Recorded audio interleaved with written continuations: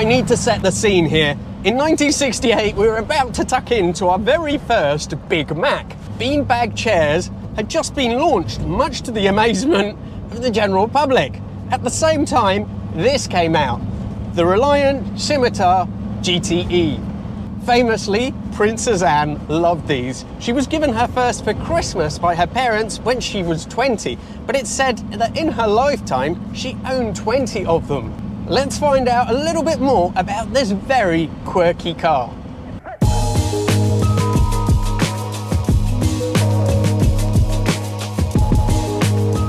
It started off as a concept car in 1965. It was made by XXX to show off advancements in car glass panel designs. That one-off was then bought and used daily by Prince Philip, and Reliant decided that they liked the design so much that they were going to put it into production. The body was penned by Tom Carron from Ogle Design, and he did some amazing iconic stuff like the Rally Chopper, the Bond Bug, and even the land speeder that was used in the Star Wars films. Unfortunately, he also did the Robin, and that's significant for reasons that I'll mention later on. Well, whatever you may think about the design, there's clearly one local resident who seems to love it.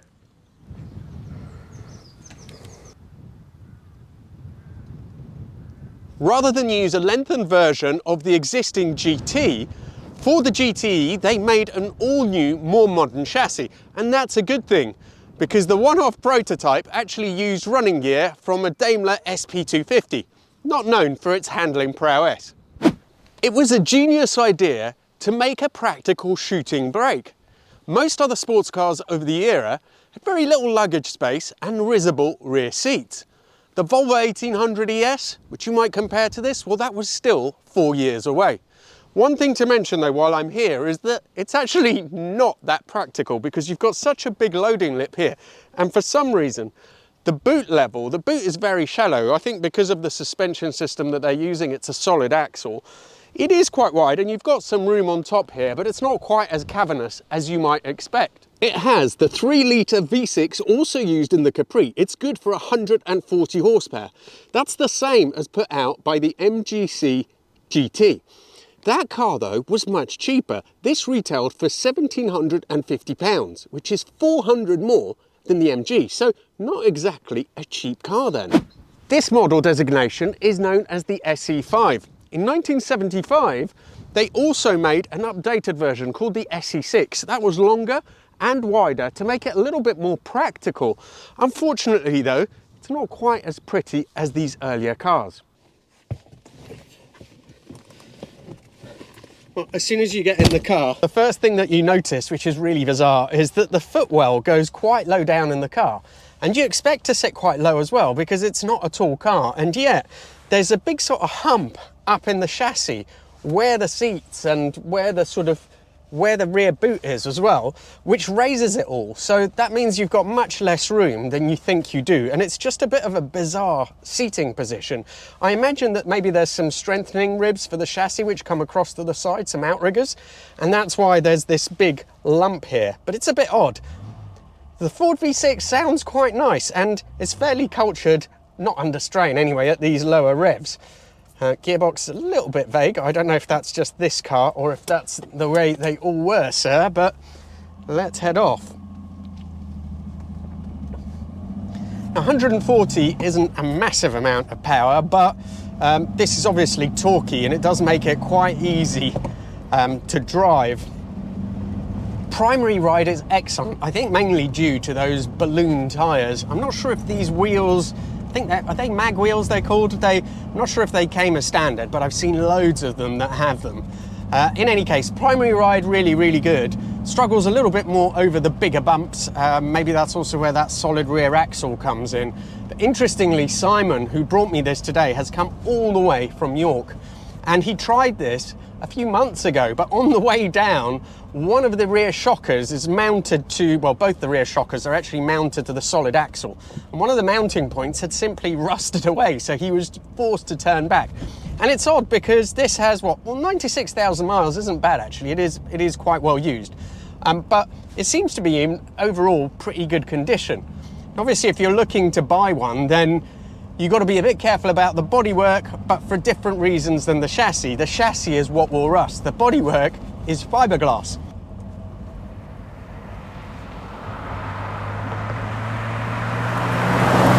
The steering wheel is lovely, wooden, thin rim, lovely to hold. I'm not sure if it came with this originally, if it had something different, but here it is gorgeous. 140 of Ford's finest ponies. What do they feel like?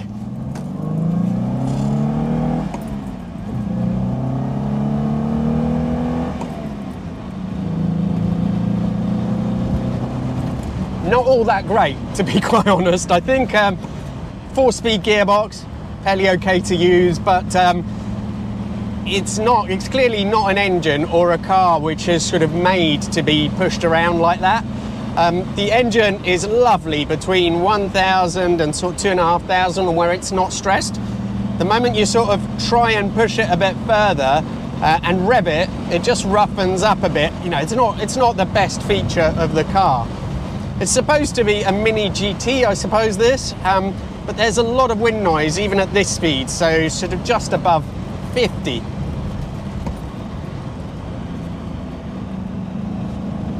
Steering is well weighed, and it feels quite nice to thread through these bends.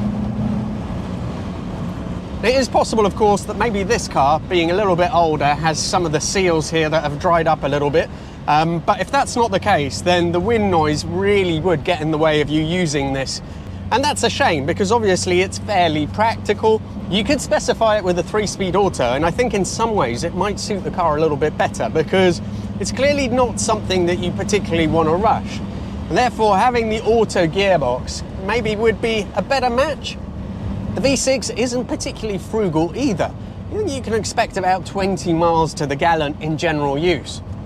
Now, I mentioned earlier that the Tom Karan designed Reliant Robin was significant for 2 reasons. I think really it helped to hold it back. It could have done better without it. Those 2 things are, it's linked because they both shared fiberglass construction. And although that makes it easier for a manufacturer to make low volume production, the overall quality is never quite as good. Often stops people from buying them. More significant perhaps is that this was really a sort of upper middle market proposition. It was a car to be sold to maybe more discerning clients, but I'm not sure they would have much appreciated the association with the economy 3-wheel Robin. It was such a visionary design that I really feel like it could have done a lot better. And I think that those 2 things did hold it back somewhat.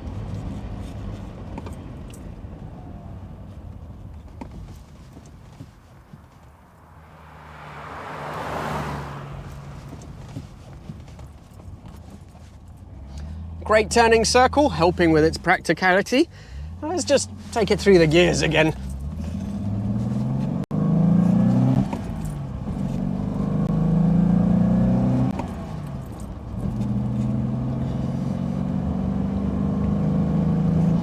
Throttle is long travel and very, very light, and I think that it's best driven as I've just done now. So keep the revs between 3 and 4,000. Don't try and sort of pull it back up to 5 or anything like that.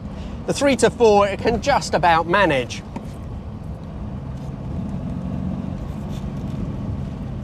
Brakes are nice and firm.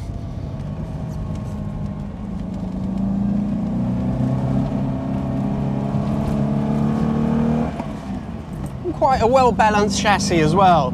Didn't really understeer, didn't oversteer. Driven more sedately, the GTE really starts to shine. That Ford V6, as long as you don't go past 3,000 revs, actually feels and sounds quite cultured. It's really torquey, so it makes for very easy progress. At the same time, the steering is nice and light. You've got lovely slim pillars, so you have a great view of the countryside, and it becomes a very pleasant place to spend your time.